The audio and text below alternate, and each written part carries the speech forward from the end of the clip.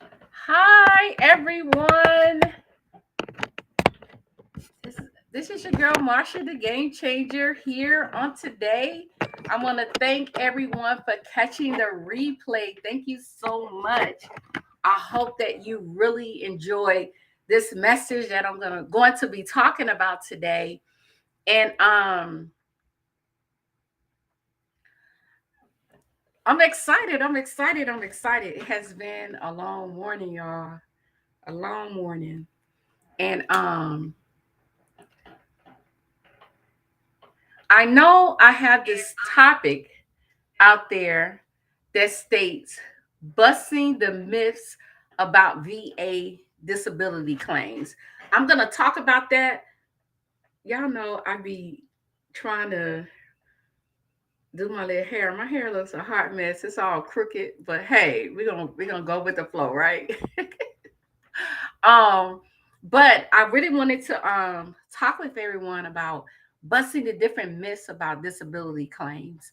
And but I want to talk about another subject. So we're going to talk about this a little bit, and then just not just busting myths about VA disability claims, but busting a myth about even just being in the military and what that looks like. And, like how does that translate? Because being a service member is so wide and so many different things can go on.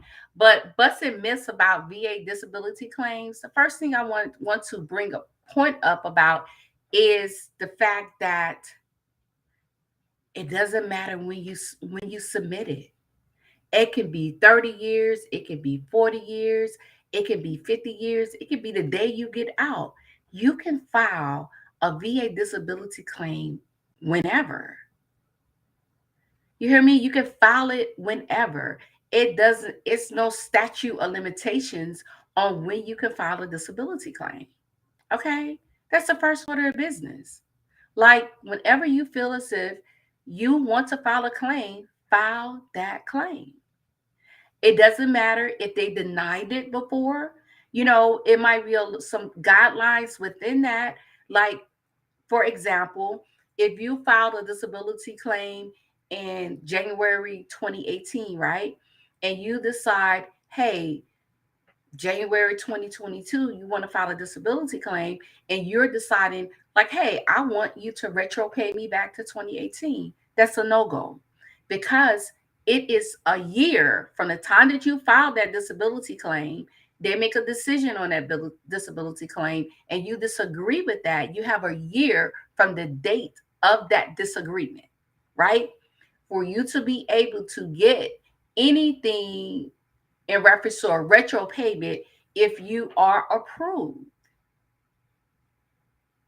So that's the one thing I wanted to talk about um, discussing the myths about VA disability claim, and the fact that, you know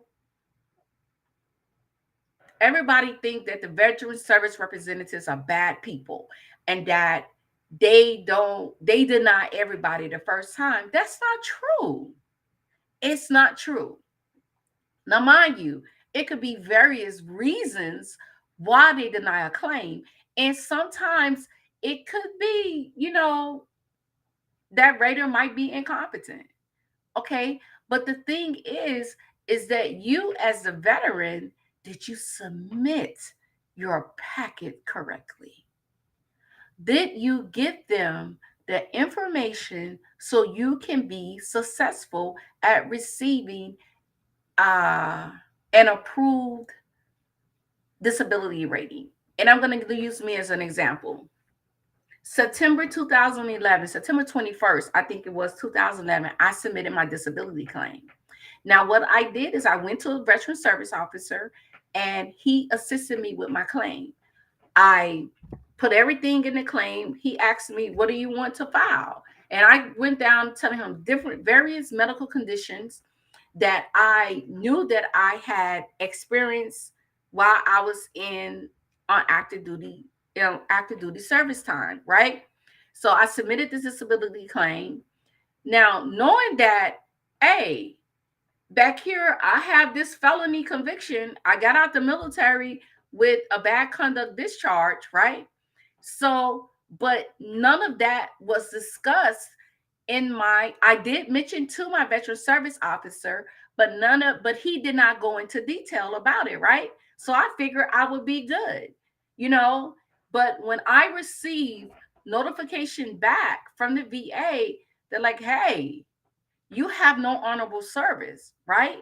So we cannot move forward with your claim. I was like, well, that doesn't sound right because I served my country 11 years. I have at least two good conduct periods in which I reenlisted.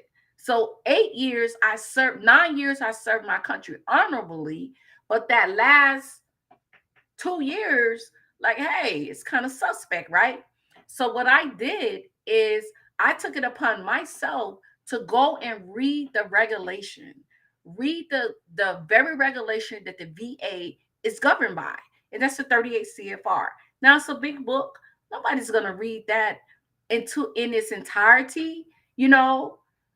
But however, if it's your purpose, as if you want to know, and the people who are positioned, the veteran service officers by these various organizations who are positioned to assist us don't know, it's a problem. You better read. You better pick up that book and read. You better read through those documents that the VA sends you back, because a lot of the answers are embedded in that, right?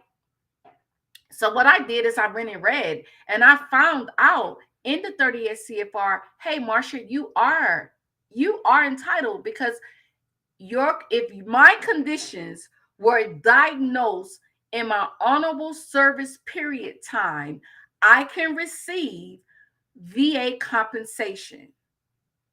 Now, mind you, I have three reenlistments, two honorable, and that third one was considered bad conduct because I chose to defraud the government.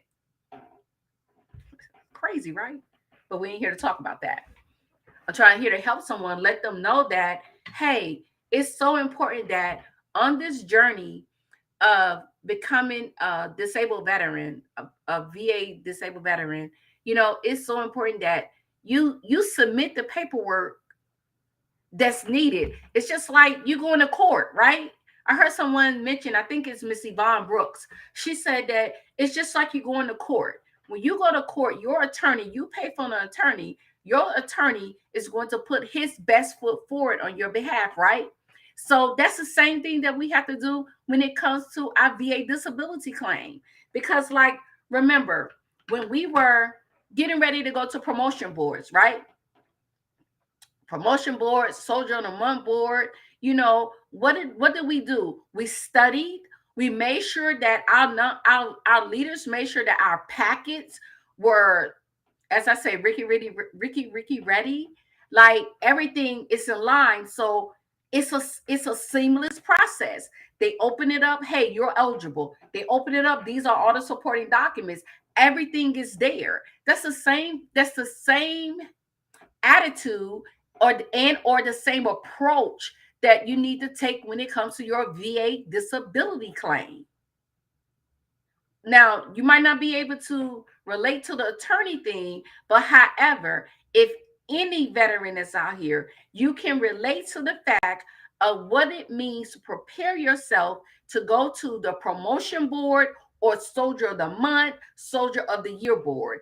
Even with your mock boards, you have to study. It's certain things you got to be up on current events. You have to know the Army's history. You have to know your regulation, the ARs, the FMs, the different publications. You have to have some awareness, if not all, to be able to be successful to come out of that board either promotable or the winner of the Soldier of the Month, Soldier of the Year board, right? So your leader has to ensure that all documentation is submitted and ready for you to move on to that next phase. It's no different than preparing your packet to go for to the VA for processing. Do y'all hear me? I really want you to hear my heart here. If you submit half filled packets, guess what? You're going to get the result of that. If you don't put anything into it, you're going to get that result. And that's what I did because I had no clue, and my veteran service officer had no clue, right? So what I do now is I push veterans, hey, we submitted this with tabs. Go to section A, subsection B, let them know this is the information in my medical records that support this. And guys, it is so important. You go to the doctors for these conditions that you are claiming because it has to be a chronic condition. It can't be chronic if you're not going to the doctors. Do you understand? It's not chronic if you're not going to the doctors. So documentation is key with dealing with any type of disability, whether it's VA disability or civilian disability. You have to go to the doctors, right? And so those are two things I want to talk about with discussing, like debunking these myths. So moving on to part two is I have a dear friend of mine that is going through an ordeal that no parent would want to go through, right?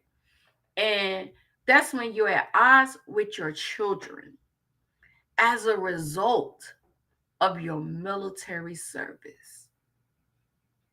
When you're at odds with your children as a result of your military service.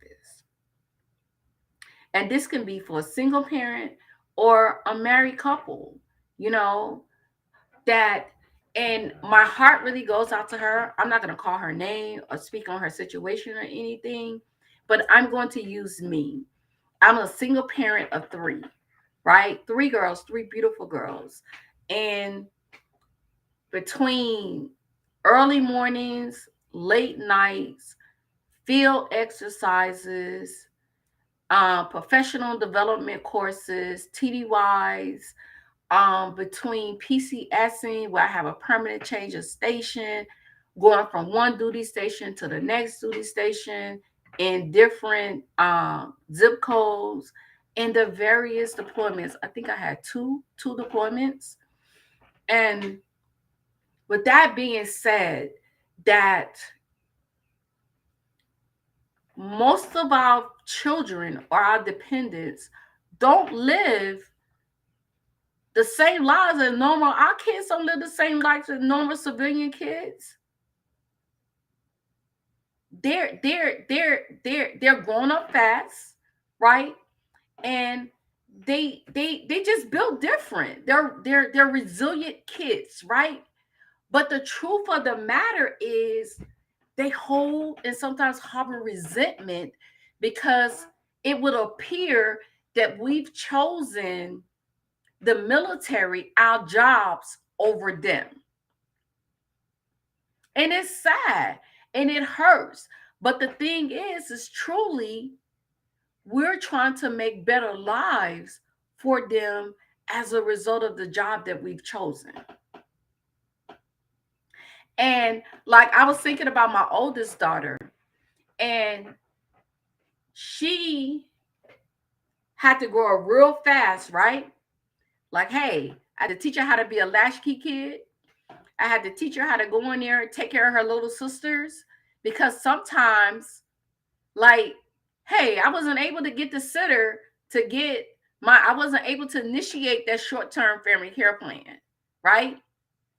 I wasn't able to initiate that thing. And sometimes that long-term family care plan can be suspect too because of the requirement of the job, right?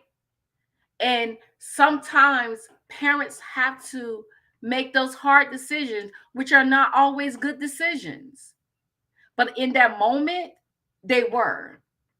But what I have come to find out and learn is that the result of the decisions that I made hurt my daughters.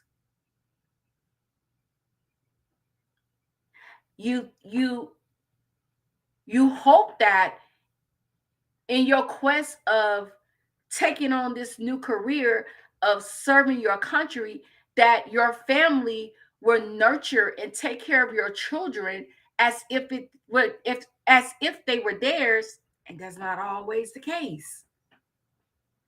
Sometimes the very caregiver turns your children against you. You know, they feed them, oh, she's not going to come here because she's decided or he's decided. But when that's not the case, and it's so important that when you know that rift has put a wedge in between you and your children, which is something that I know now. I didn't know this then when I was serving, that counseling is important. Like, or when, in my mind, this might sound crazy, mission first. Like the mission is first. My family cannot affect the mission.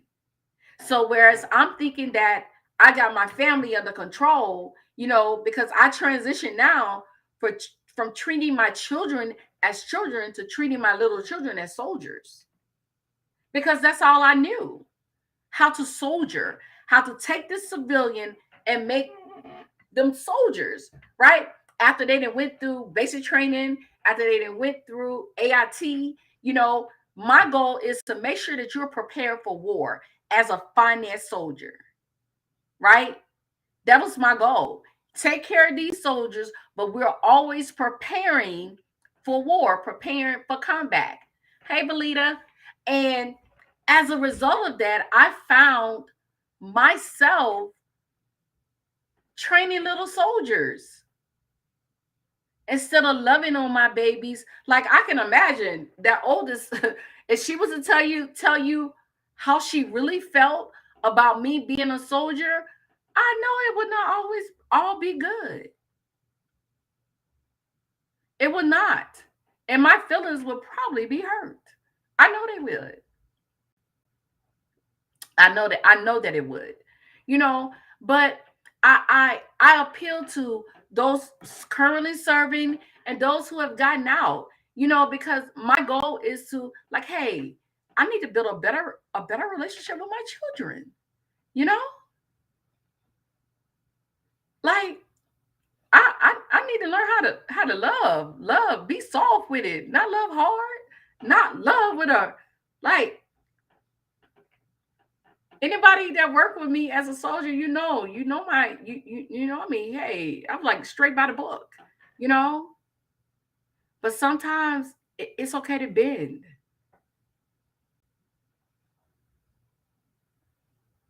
It's okay to bend. Like that softness will come up, but then it go back to stern. Like, hey, dress right, dress, I's dotted, T's crossed. And I look at my daughter and how she mothers, parents her children, her and my son, Mikey, Demetria and Mikey. And I love the nurturing aspect that she has with the kids and how she allows them to have an opinion. I didn't allow that. Like, your opinion don't matter, but it does. Like, and my baby girl, she forces me to conform to that. Like, nah, you're not about to be passive aggressive with me, mom. No, we're not doing that, mom. You know, mom, like, just listen. Like, you're not listening. You're so big on responding that you're not listening to me. And so it made me sit back and listen. But I still spaz out sometimes. I do, even for that 19-year-old. So we had a whole incident where I spazzed, and then I had to double back though, apologize to my niece, to my brother, and then to my baby, of course, because I spazzed because to me it was a bad situation. But then it was brought to my attention by my godmother that we teach them to be independent women. And that's what they are. But when you're around them, like, hey, I don't want you doing that. I don't want you doing that. Thanks, Cornell. How you doing, love? And but it's so important. So as military women, like I apologize, look, daughters, my beauties, Jamisha, Deanna, and Kyla. And I know y'all not gonna listen to this, but I apologize. I apologize for the hurt. I apologize for the neglect. I apologize for the sternness, you know, that when you needed the softer me, when you needed mom and not Sergeant Martin, because I always brought Sergeant Martin home. I never brought Marsha, mom home. I never brought mom because they call me mom. I never brought mom home. So, but as a result of, me being out, this whole transition, that I have going on, um, for process of the way I left the military, and surprisingly, my grandchildren and my siblings, um, they challenged me, right? And they challenged me to be the different kind of Sarah Martin. Because Sarah Martin is never going anywhere.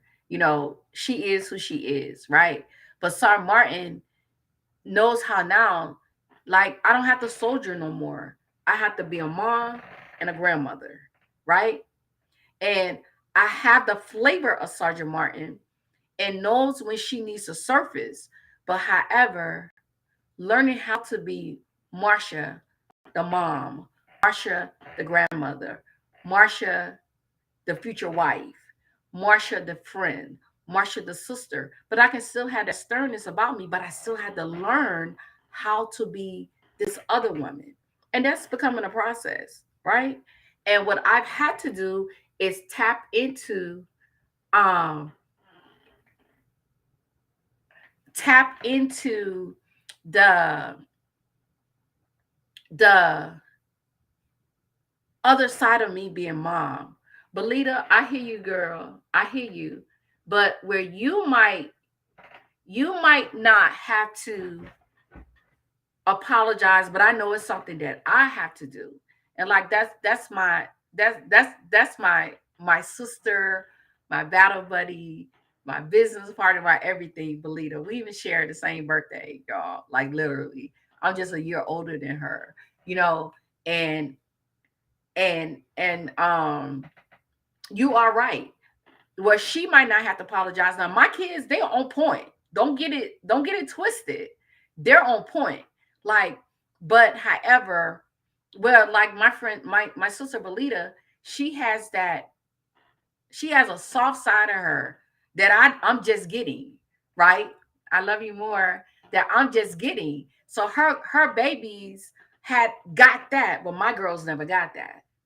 I'm learning this by being with my tribe, you know, and most importantly, I'm learning that, which is something I did not have while I was serving, is that relationship with Jesus Christ, like my relationship with God. I truly, truly believe that if I had that leader, like, hey, girl, come on, let's go learn about Jesus, because I didn't have that growing up. It wasn't something that I took into the military with me. Jesus is who I got when I got into the military, right? I got introduced a little bit, but I never truly embraced or walked with him, right? Or had a relationship with him. So, but now that I got that, and now that I see it in play in my life with my sister Belita, with my godmother, Dr. Olame Murphy, like my mom, I call her mom, you know, and that's my mom, and she demonstrates that in her daily life, showing me how to even love my girls on a whole different level, right? you know so because I was a hot booty mess, like, for real, y'all, just keeping it real. And so, and I governed myself according to those military regulations. Now, if they had a book on how to parent, I'm telling y'all, I would have had that thing right. I would have had that thing right. You know, and I'm not discrediting the parenting of my biological mother. because I'm thankful for that which she poured into me, right? Because that's part of my makeup, my DNA from the mothering of my biological mother. But when I left the military, I left home, right? So the woman that I am today, I'm thankful to my godmother, wants to say Dr. Ola Mae Murphy, because I learned a different way to do life, to mother, to lead. I'm telling you, if I was attached to her prior to this, I would I would be talking about my retirement, from the armed forces, because I would have looked at things, moved differently, operated differently.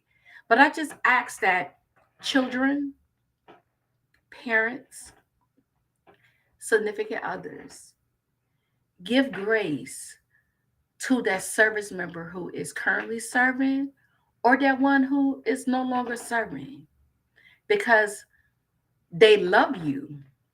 We love you, but it might manifest differently. It just might manifest. It might manifest differently.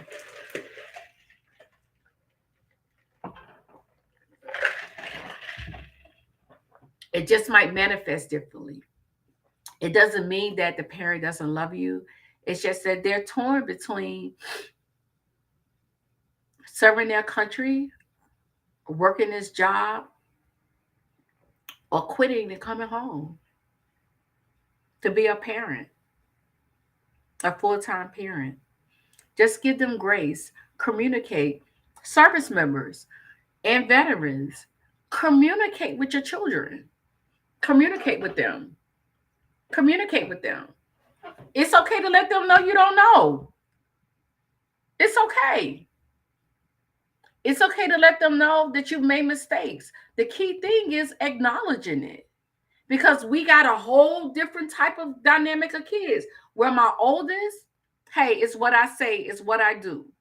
With that middle one, a little bit, but she side eyed me like, hey, I don't think this right. I don't think you need to be talking to me like that. I don't think you need to be popping me like that either.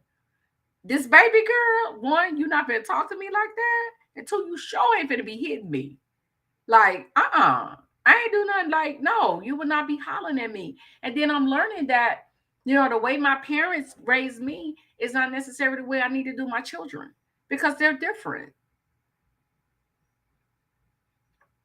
And so, service member and veteran, you gotta let your kids are not your service members. They're not your soldiers. They're not your airmen. They're not your, I don't know what Navy call it, Coast Guard. They're not your Marines. They are not that. They're what they are, your children. They're not service members. You're not training them to become warriors in a war. You can take some of those principles and you can pour into them, but however, they're not your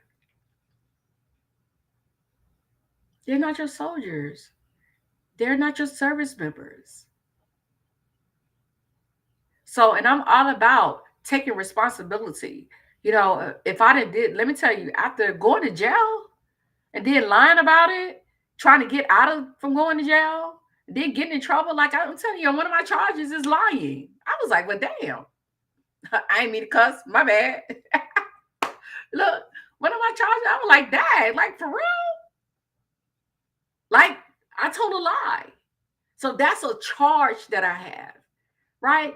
And so I'm like taking accountability, because in order for me to operate in change, to walk in change, to do something different, I have to apologize. So you can ask my girls, like I send them random texts, like I apologize to y'all because I was horrible.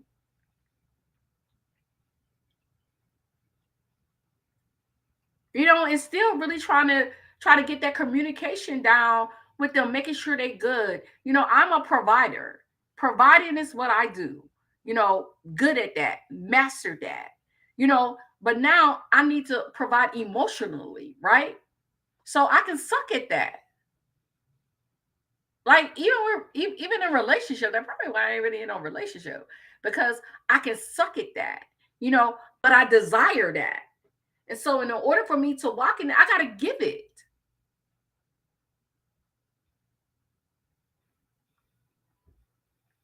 So, and I don't know if my friend is going to hear this, but I hope that you do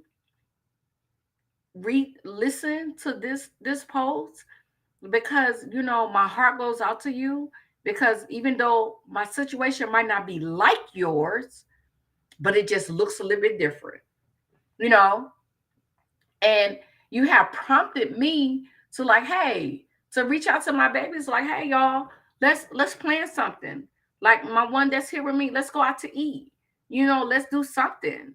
Because as service members, I don't think I know our families, unless you're married to another service member, really don't get what it is that we as service members go through, you know, on an everyday basis, from getting up before day in the morning, starting your day off with PT formation for 6:30.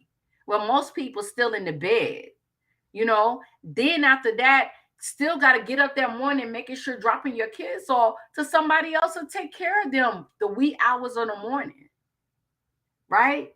And then you got to go soldier. And soldiering just is not going till 9 to 5. Hey, we going to ranges. We um going learn rollover training. We don't do like regular stuff that regular people do on their jobs. The stressors in that alone, and then not to mention you might have a kid that's acting out in school, where you got to get called from work duties, and then you got to run over to a school. Don't mention a sick child. Well, halt, everything stops, but you still have to soldier. Deployments don't stop. TDYs don't stop. You have to depend on some other adult to help you with your children. And sometimes blood is not the answer. Blood relatives can be the worst, because they believe that Uncle Sam is sending all this money. But depending on what your rank is, you ain't making a lot of money. Uncle Sam does not give you extra money. Like, I'm just educating some of y'all. It might seem like I'm on a rant, but I'm just educating some of our civilians, and then being like, hey, being a voice for the active duty mom, the active duty dad. Stuff happens. And what the parent, the service member, and the children should do is give each other grace. I know children, you're the parent. You're supposed to do this. You're supposed to do that. Would you prefer your parent to leave the military and then you be homeless? Then it's another narrative, right? Oh, let's not. Oh, believe it. Yes, a poor chain of command, a chain of command who's not supportive. But then you can check on the back end of the chain of command. They probably going through the same thing in their house and don't even know how to handle it. That's why one thing, I'm a very compassionate leader. I'm like, hey, go handle your stuff.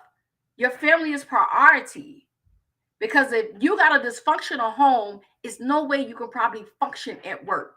It will spill over. It's going to spill over somewhere. Somebody's going to get the short end. It's all about balance. It's all about balance. I met one of my great friends today in prison, right? At the brig. She was getting beat daily by her husband. Eyes black and blue. Internal, like beaten from the neck down. And then one day, she couldn't take her last beating, and she killed him. It's self-defense, and she's in prison now, a life sentence, because a military court, civilian court, she got off. You know what our command told her when she came to them? When they saw her running down the street half naked after he done beat her, they told her, you need to keep your personal business, guys. When the opportunity was there for them to help her. Because he was jealous, she was making more, she was advancing in her career, and he wasn't. She's in prison now. There's more details to that, but I don't even want to go into it because I get mad. Right? Just thinking about it. You know, but it's so important, guys. Balance. Find balance. Service members, like the kids say, you're the adult. They're the kids. Parent, figure it out. Service member, figure it out. Just like you figure out how to transition soldiers from one point to the next point, figure it out with your children. I'm figuring it out with mine. They grown. I don't care. They're still my babies. I'm figuring it out. Because of me, because of mistakes I made, they're navigating that thing now in life. Right? And so now I'm trying to pick up the pieces like, hey, babe, this is how you do that. Like, hey, babe, you don't have to go down this path. Let me show you a different path. Right? And I'm so thankful. And then I'm putting this out here. I'm so thankful for my godmother because what I could not fix or show them, she's doing. Right? And so I'm learning. And then I learn how to be a better mom. I learned how to be a better grandmother. And I'm learning how to be a most excellent wife.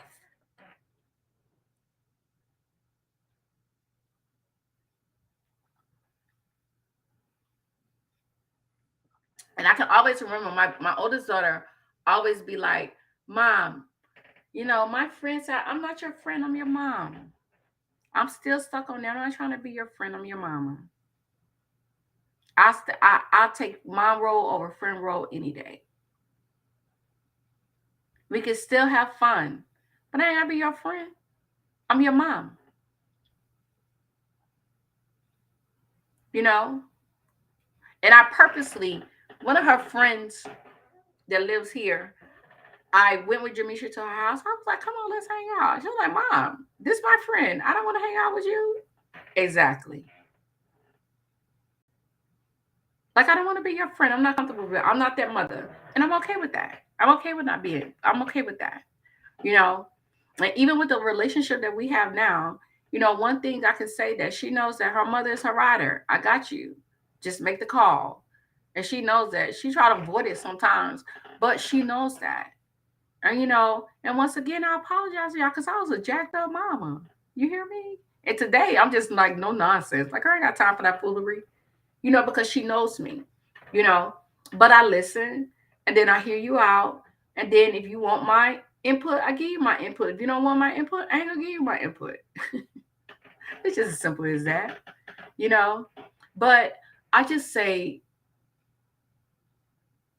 service members, the veterans, give your children grace. If you look at them like you don't really know them, if you look at it, like give yourself an opportunity, a chance to know them. Because you probably know of them, but do you really know them? Because you're so busy in this world of saving your country, being a lifeline for your country, that we forget to be a lifeline for our children. You know? And so it's so important that talk to them. Now, everybody might not be the same. So don't y'all come on here attacking me, you know? But I do want you to give your kids some grace. Ask them, talk to them. Like how you feel. My girl, like, Mom, good. You know, they're like, girl, you all feel. What are you talking about? But these are internal thoughts. I'm thinking that they feel a certain kind of way when they don't. You know, and I tell like with each kid it gets better. That oldest one of mine, you know what? She got like, yeah, go to therapy. Go, because you need it. The middle one, like, okay, you might need a little therapy. You might need a few therapy sessions. You might not need as many as your sister, but you might need a few. And then baby girl, she got the better mom.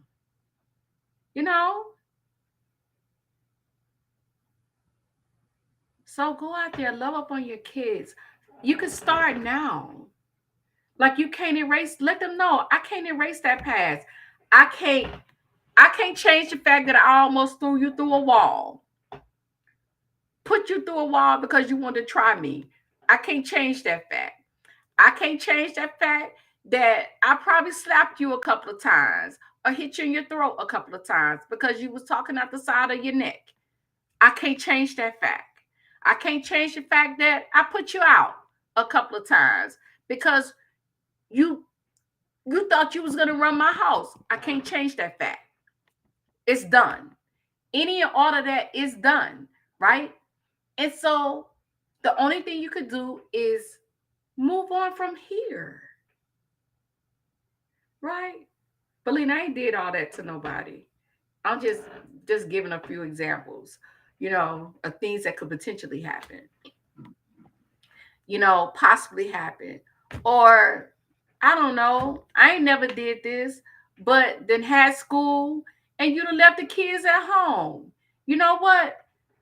I trained my daughter, my oldest. If I had to go to the field for a week, she can take care of her sisters for a week. Even though I ain't never did that or left them home over 4 hours, maybe six, because I was out shopping somewhere doing something. But I never went on long trips where they had to be at home by themselves, overnight. I always had one of my battle buddies or someone to cover for me. But you know what? Some military parents do. But they've groomed that kid. They still alive. They're not dead. They can't join in, Belita?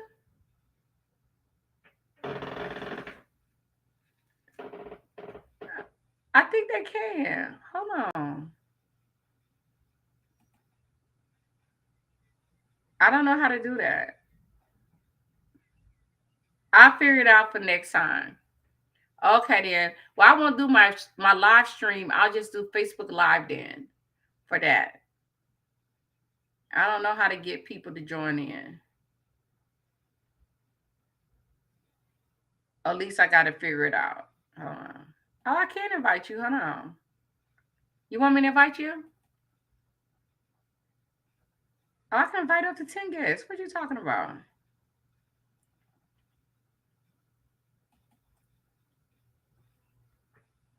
I don't know how to do this. Oh, well, you can't. Can you come in from work?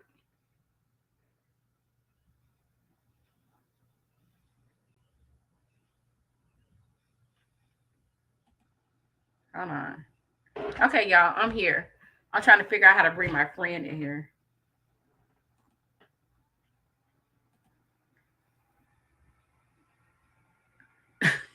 See, that's your problem right there, girl.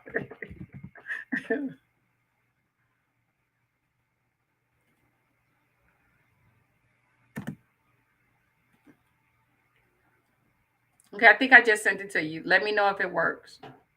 But I'm going back. It might seem like I'm ranting and I'm raving y'all, but I'm really not. I'm speaking to my dear friend, and I'm speaking to any active duty service member or veteran out there and their dependents.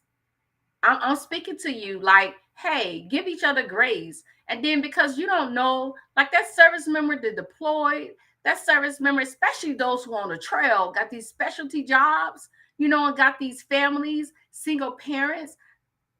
Hey, the military is filling a slot, you know, and we believe that we're doing the best things for our families. You reap the benefits of it. You're a resilient civilian as a result of that. Y'all know that. You're a resilient civilian. You're a resilient woman. You're a resilient man as a result of that.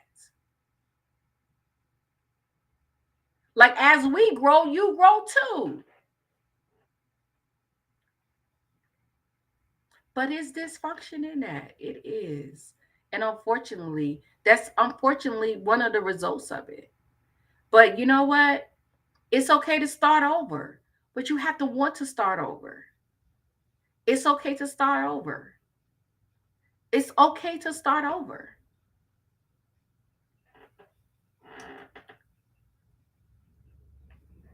Did you get the email, Belita, that I sent? And let's see how that works so I can see how to add you in here. I don't know. So we'll see. I'm doing something new, y'all. So we're gonna figure it out.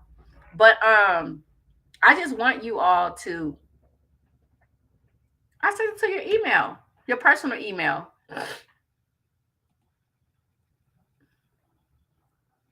Oh, I don't want that. That's not what I want to do.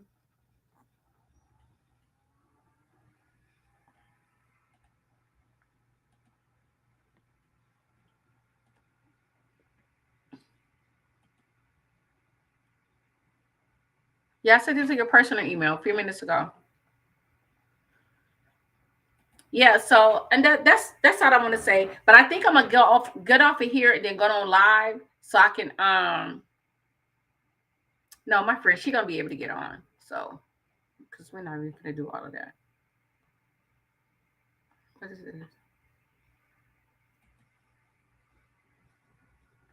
So I just want to let you all know that I know that earlier we talked about debunking the different myths about disability claim, and then I went into a part two of this live to kind of sort of advocate for the service member because there's so many, because and this is a total result of a conversation with one of my friends, my dear friends, because she's going through some things right now, and it's something that no mother really would want to experience. But however,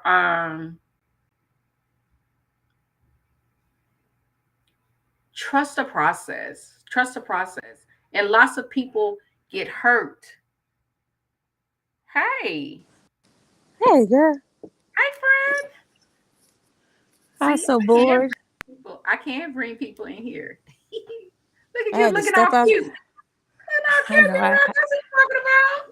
I Yes. tried. I tried. I had to step outside, girl. Okay. Hey y'all, They, this is my friend Belita. She's the founder of Simply Be, and where she does a plethora of things like almost anything that you need or and need related to anything, y'all. Setting up businesses, being a ghostwriter, um, marketing, marketing, logos, branding, branding. logo, like everything. She's like your one-stop shop. Even her daughter, my niece, has a travel, and some of her friends have a travel business that her mama be running from the from the back end, right? I mean, just any and everything. Even she and I collaborate too with a venture with empowering women to be their best selves. So this is my sister coming on here with me. I know me and her might seem like we total opposites, but we come here at the end of the day. Hey, so I was Come gonna on, tell you, Belita. right? Because I saw you had post something about you was gonna be talking about veterans today, right? Mm-hmm. So I crazy did. thing. I probably missed it. Mm-hmm. So like crazy thing, right? I go to the casino to win my jackpot that they holding hostage Uh-huh. this past weekend. And I sit down next to this older white guy, and people just strike up conversations. And Mm-hmm. he just turned to me. He said, "I don't know you." He said, "But I got to vent." And he starts telling me about his dad who passed away in a home. Mm-hmm. And he was like, "Yeah." He was like, "And the VA screwed him over." Hey, Jessica. Oh. Mm. And I was like, "Wow." He was like, "What do you do for a living?" So I told him what I do. And he said, "Oh." He's like, "No offense to you." I said, "Oh, I'm not offended." I said there's quite a few veterans, including myself, who felt they got screwed over when it came Mm-hmm. to the VA.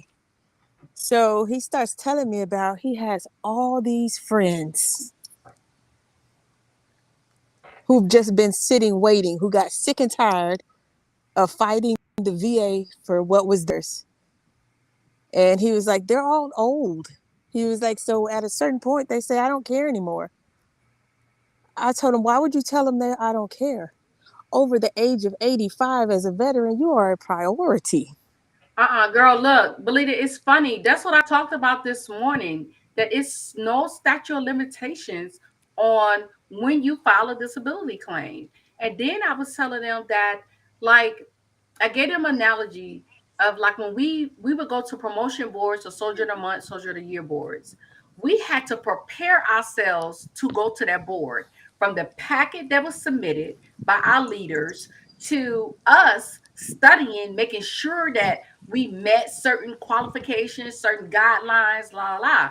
I said it's no different than submitting your VA packet. I said, you just submit something. Did I get an example of mine? When I first submitted my packet, I said I went to my veteran service officer because he was the subject matter expert. But however, even though I told him about my past, he kind of like brushed that off.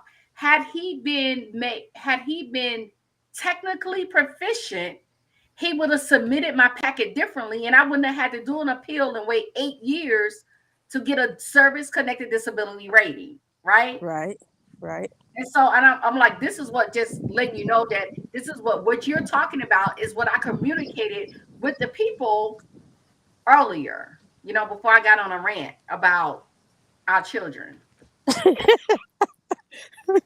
Yeah. So, but yeah, he was telling me, girl, even called a couple of his friends up and told them I'm sitting next to this woman and she's gonna help us. And I'm You looking better at him like, wait, no, I looked at him like, what? Who gonna help tell, who? tell them conflict of interest. Tell them conflict of interest. Tell them call me. Call me. That's what I did.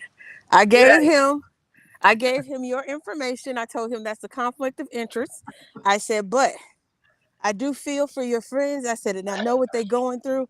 And he was like, well, I don't want to talk to the VA employee. I want to talk to the. I said, okay, now we can have a conversation. I told him, now we can have a conversation. So, but yeah, girl, I was just like, I'm like, the more I'm here, the more I'm like, this was the right spot. There was a reason.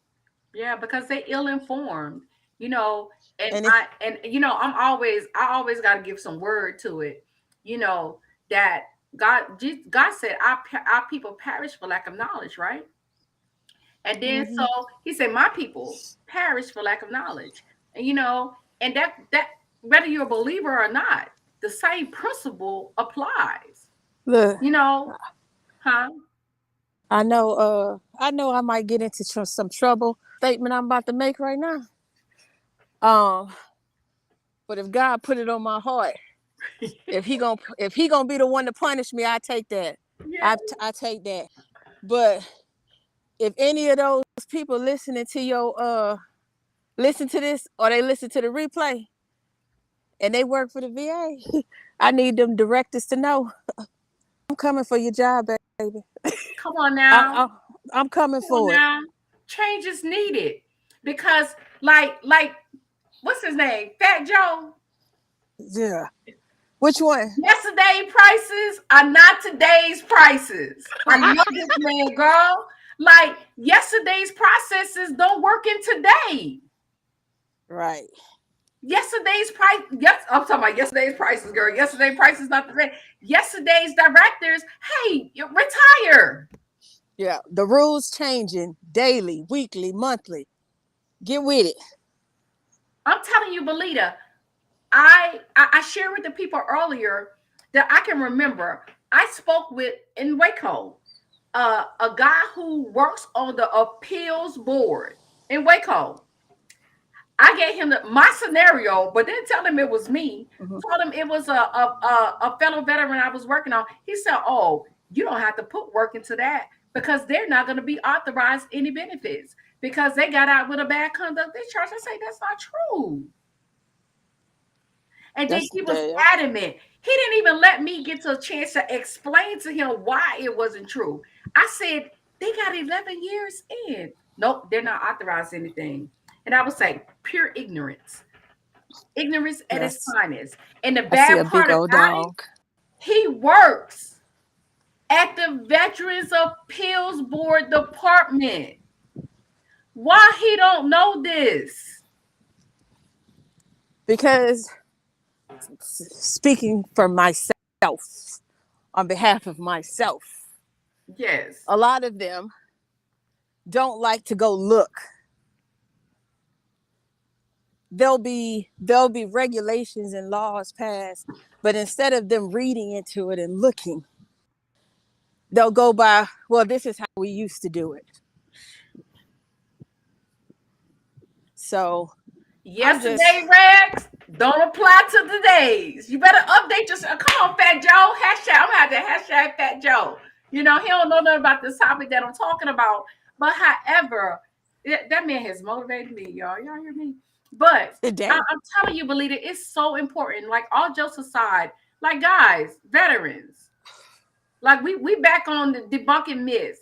And my sister here, she just happens to work in the VA now. And so even though she's not at liberty to give insider Wait, information, let me tell you this. That's what? another thing. I'm gonna tell you like I told them. And part language. How in the hell is it a conflict of interest when our job is supposed to be to help them anyway? Come on Where's the now. conflict? Where's the conflict? Please tell me. How Come is on me now. giving a veteran on the streets the information that he needs to get his claim correct and still instead of killing 30,000 trees for y'all to keep sending him the paperwork saying redo it, wrong application. You did it on the wrong form. You did this, you did that. How is that a conflict of interest? Girl, that's how I was. I submitted something. I made this mistake, not the VA. I submitted it wrong where I told them to that I wanted it be secondary, but it should have been a primary condition, right? And But so that's I a tried lot of to people. call. Look, I tried to call. I was like, hey, I ain't mean to say secondary. I mean it's a primary condition. Nah, man, you got to resubmit that paper. And you know, I forgot about it. And so I didn't resubmit it. But now when she said that, I gotta remember that I need to submit because only thing I did was somebody could have just called me and they could have documented it in the system. Hey, spoke to Miss Martin. What happened to picking up the phone and calling people? Because that means that your quantity, and I know it's all about numbers, because that's how I was in my short stint with USPTO as a trademark specialist. It was about quantity and not quality.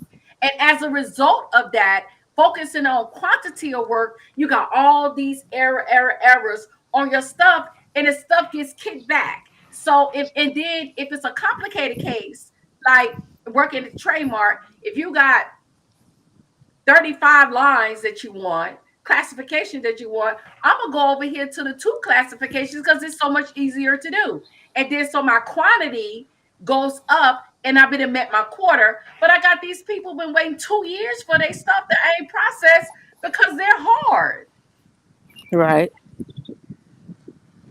And then, no, I'm telling you, I had a whole plan for the VA to do their backlog. Hey, My give my everybody, thoughts is behind every piece of paper there's a person. you hear me? And that treat that that's one treat that thing. piece of treat that piece of paper with the same respect as if that person was standing right in front of you. Don't push it I'm to the side because, oh, I got numbers to meet. So you you gonna hear tell that me, person, oh, you got to get out of line, go stand in the back until I can get to you.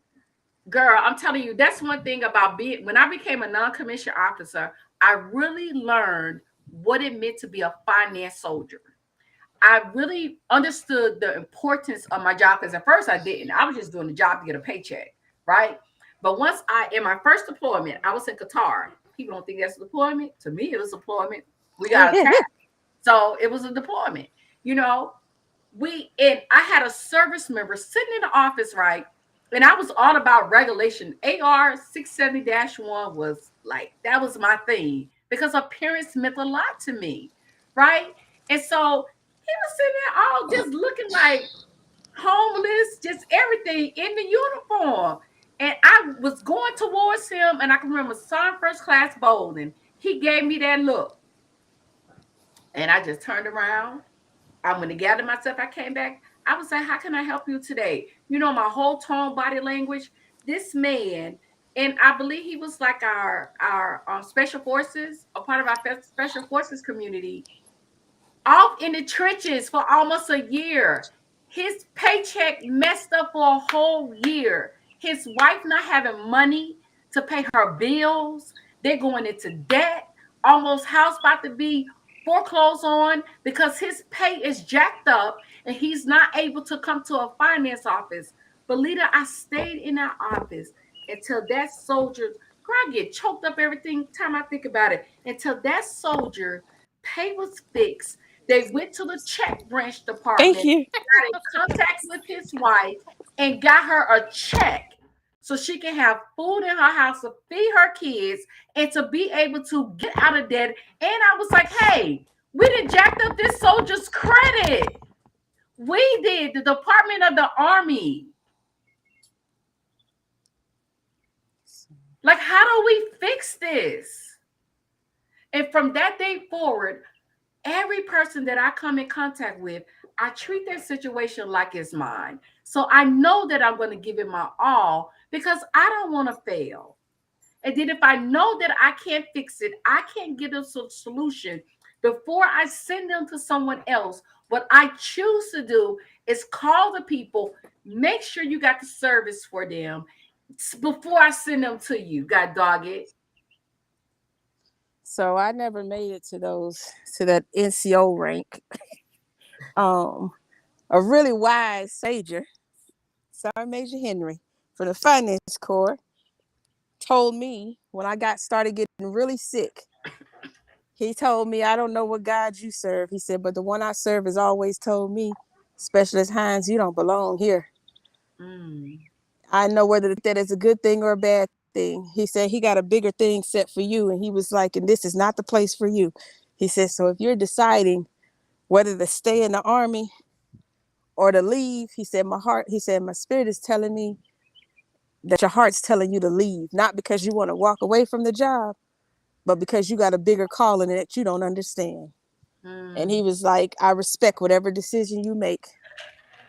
30 days later, I put in my paperwork for a child care plan. Everybody know that ain't me. My kids are always going to be taken care of or have somebody to look after them. uh-huh. But I felt my kids at the time was more important than the military was becoming. Mm-hmm. And because I knew there, like he said, there was a bigger calling for me. Mm-hmm. If I would have took that advice when someone first told me, I was told that 3 times in my military career in 10 years, 3 times. If I took heed the first time around, y'all might be calling me Miss VA right now. Yeah, but then that goes back to say, even talking about the children, right? One of Right. my good friends is going through, a major ordeal. Like I call it a major ordeal, and she got kids, and she wasn't like, she admit that she wasn't the best parent. And then the daughter, one of her children put like air the dirty laundry, right? And then you Oh, got some people who she thought was in her corner, like, hey, you know what? They talking at the side of their neck, you know. And then so I'm like, our kids, like, when you made a decision, well, this is the best interest of my children, right? But some people don't have that option, you know. right, They got to ride it out. They got to do, and as a result, it makes your children see that you chose the military over me. No, I've chosen a better life for us over Struggleville. But in the midst of choosing that better life, where balance is not there, right? Where balance doesn't exist. And I think that's a part that's missing. It's a balance piece where you don't us as military service members don't know how to govern ourselves as parents and as soldiers. Like mine was just soldier. It wasn't no parent soldier. Like I was trying to groom little soldiers at home. So I think that's where me and you were different at. You Yeah. chose the route to stay the military. Hey, Yukima. I chose the route to get out and be there with my Mm-hmm. kids. Yeah, it was a struggle. And I'm gonna tell anybody that would ask me, when you're trying to make that decision, think long and hard about it. I left the military after 10 years, dead broke, dead broke. Moved in, moved in with a family member to help her take care of her kids, drawing unemployment going straight to daycare costs because now I got two ones, 5 and 6 years old, who now I'm in a position where, okay, how am I going to take care of them? But he always stepped right in and give you answers. Mm-hmm. I went back to school in 4 years, 4 degrees in 4 years, which each one of them degrees came refund checks, which helped me and my kids get along for 4 years. It was a struggle. There was things I couldn't do, couldn't buy, couldn't have the fancy cars, couldn't have the big fancy houses. I did live in nice neighborhoods though. I always did that. But but at the end of the day, it was worth it. I had to go through that struggle to figure things out, that military life, it wasn't for me. Try. Now this civilian side, at first it felt like I was in the military and I was ready to give up. Now y'all not supposed to run me like that again. Nope. But I started to realize the same mentality I had in the military was a stronger mentality in the civilian side of things. And Mm-hmm. it's working out because it's helped me to get pushed through that upward Mm-hmm. mobility. Mm-hmm. Everybody say it was so hard, but once you in, you in. It was Yeah, hard like getting in. you. Yeah, because it's just like I tell people, like I can remember Chief. I think it was Chief I was talking to. She told me like, hey, you don't try to be a civilian. You're a veteran. You would never be a civilian again. Never. Ever, ever. What time is it? It's one. Oh, I got to go, girl. It's 12:53. Girl, me too. It's 1 o'clock. Mm-hmm. Yeah. Oh, okay, it's almost one. Well, I did my walk break, my okay smoke then. break, my walk break. Now I got to go eat lunch. I love it. Look, but okay, to my followers, I just want you to, as you go back and listen to this replay, I just want to thank you for even listening to me on today and listening to my sister. My business partner, Simply B, Belita Hines, aka Simply B, on here, and we just I just got a gym. Like she just happened to work for the VA, right? You know? And so she's coming. I really want y'all to go listen. And we're debunking myths. One thing to know that it's no statute of limitations on when you can file a claim, right? Be prepared when filing that claim. Treat that thing like you are preparing to go to a promotion board, soldier of the month, a soldier of the year board. Be prepared, One huh? before I hang up, there's only one thing I want to tell people when Mm-hmm. you filing your claim. The key word is patience. Oh, absolutely. Patience. I tell all these people that be standing on the corners with their little signs saying this is what the government did to me or this is what the VA. I ask them those same questions. Did you file for your claim? How long did you wait? They took too long. You're on this corner because you lost patience. Patience is the biggest thing you need to have when dealing with anything, any situation, any person. If you have that, then you solid. Treat treat that VA disability check that you've been waiting on for years. Treat that as unexpected money like you do the IRS. You know you may get it, you may not. but you're gonna stay positive about it, that you know you did your part and it's coming. So let me walk in this door before they come in here looking, and I got to tell them I'm on my lunch break now. So Okay, dear. Okay, then, guys. But that's call my me, sister Simply call me Being. later. Okay, then. All right. And so I just want you all to know, have a most excellent day. And remember, like coming from the mouth of one of the very employees of the VA, patience is key.